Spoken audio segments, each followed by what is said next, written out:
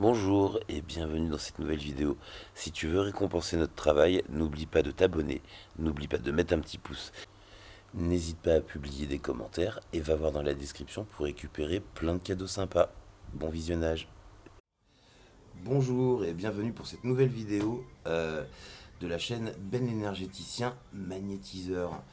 Alors aujourd'hui j'avais envie de jeter un énorme pavé dans la mare, dans la piscine.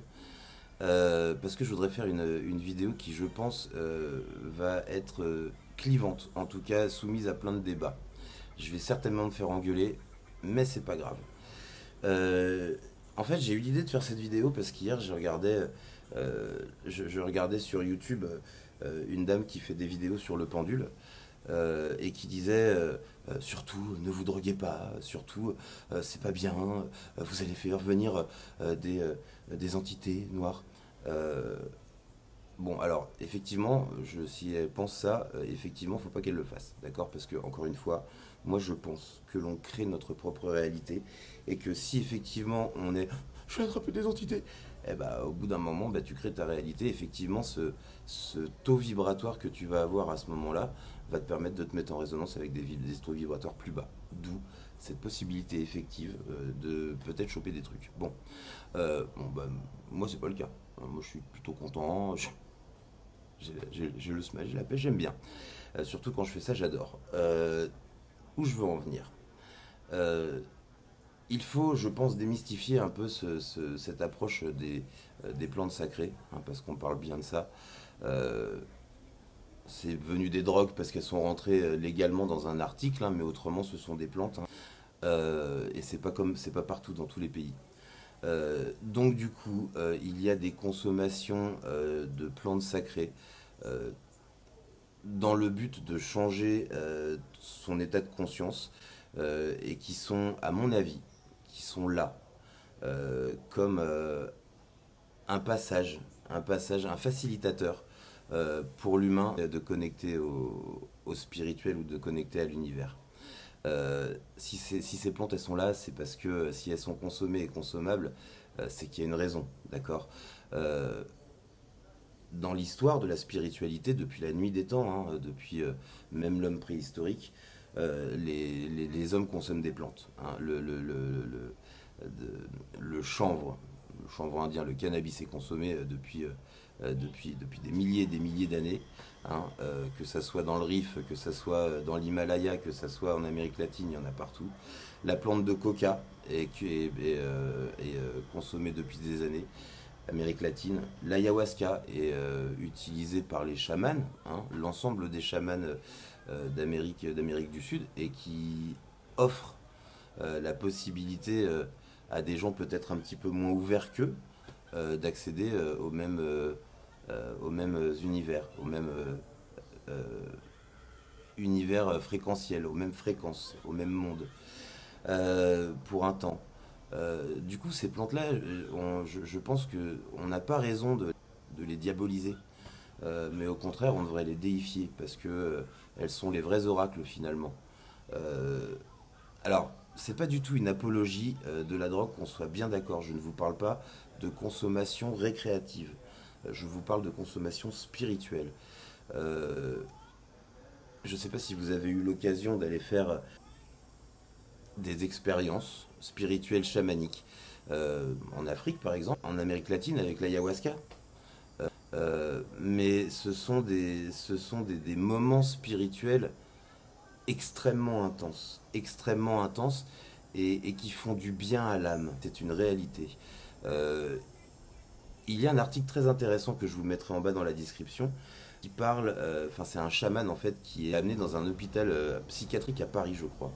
Et, euh, et en fait, le chaman il arrive là-dedans et puis il regarde les gens, mais pourquoi vous les enfermez ces gens? Mais ils sont pas malades. Ils ont juste des antennes qui n'arrivent pas à contrôler.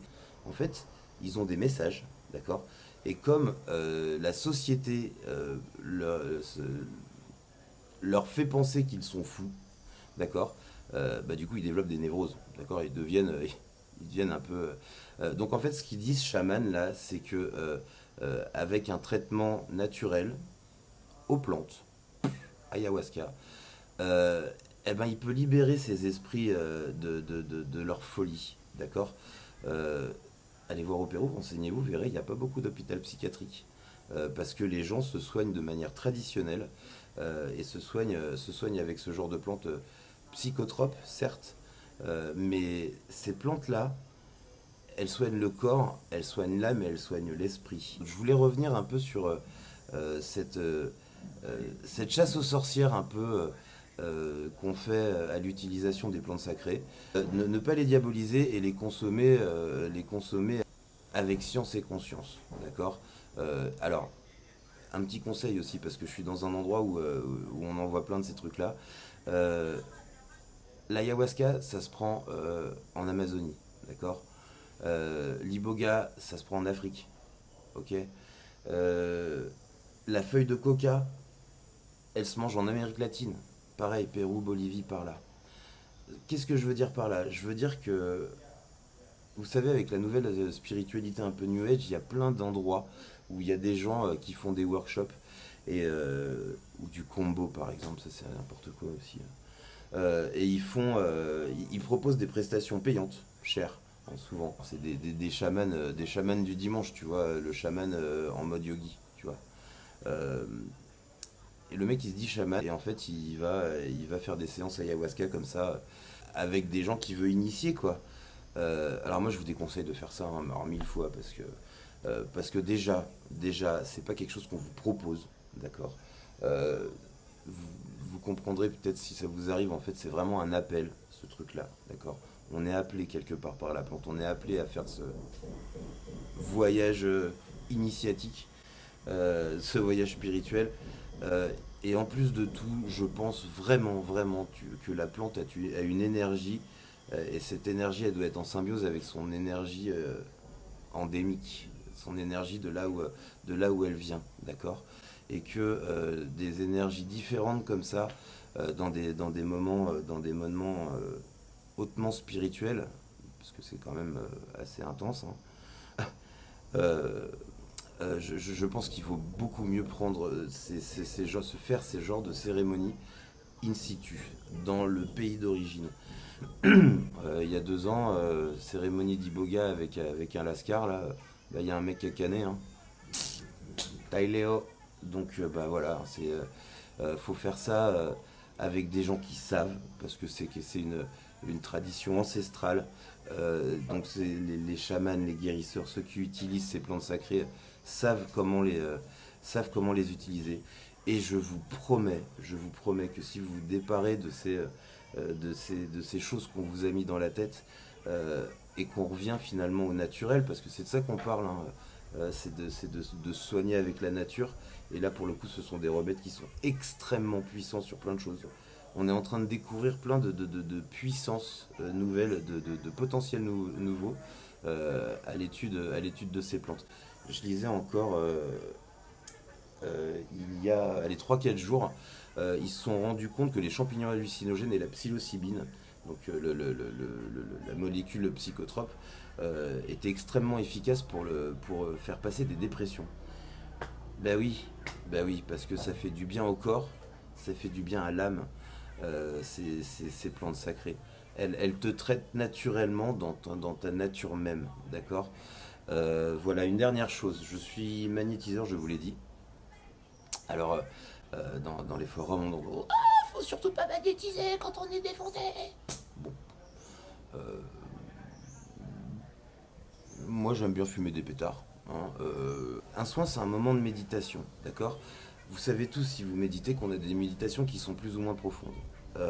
Mais un soin, euh, quand on a consommé un tout petit peu d'herbe, pas pas pour être stone et aquarium, pas ça.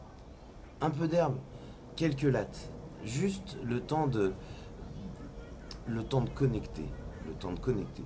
Et je vous promets que dans ces cas-là, mes soins sont, pour moi, ils sont extraordinaires. Dans la réalisation, parce que je suis en connexion totale, les mains automatiques, ceux qui, vous comprendrez ce que je dis quand vous vous mettrez à magnétiser, si vous comprenez, si vous le faites déjà. Mais le mode automatique, il est pur à ce moment-là. Il est pur. Euh, Est-ce mal? Est-ce répréhensible? Devrais-je aller en prison? C'est à vous de juger. Donc voilà, c'était ce que je voulais dire à propos de ça. Bien évidemment, je vous déconseille, si vous n'avez jamais fait ça, de commencer, parce que ça peut apporter des risques. Oubliez pas, une plante, une personne, tout le monde peut réagir différemment suivant sa sensibilité et puis suivant sa réceptivité. Donc ne le faites pas chez vous. Et si un jour vous êtes appelé pour le faire, ou si un jour l'expérience vous appelle, s'il vous plaît, prenez un billet d'avion, filez à Iquitos par exemple au Pérou, une bonne adresse où il y a plein de... C'est un peu le Disneyland de l'ayahuasca. Mais au moins, si c'est la première fois, vous aurez une atmosphère, disons, rassurante, d'accord? Ou allez vous enfoncer un petit peu plus loin, prenez une barque, faites 8 ou 9 heures de pirogue, allez dans un petit village et allez vous faire soigner par un chaman du cru. C'est une expérience super. Et vous en retirerez, si c'est votre chemin, euh, vous reviendrez différent. C'est une promesse. Voilà, petit résumé de fin. Je vous mets tout un tas de cadeaux dans la description, comme d'habitude. J'ai fini mon e-book, il est super. Allez voir. Je vous offre 50% sur la formation Pratiquer le magnétisme jusqu'à Noël. Voilà, j'ai été super content de reprendre cette vidéo et de la faire. N'hésitez pas à me dire t'es qu'un abruti, tu dis qu'il faut prendre de la drogue dans les commentaires. Faites-le sympa parce que je suis sympa et puis je vous répondrai franchement très sympa. Je suis ouvert pour tout débat, je serai content d'en discuter. Vous pourrez aussi retrouver l'ensemble de mes réseaux sociaux. J'ai un canal Telegram où on discute pas mal de pratique de l'énergie universelle. Voilà, je vous souhaite une excellente journée et je vous dis à bientôt pour de nouvelles vidéos.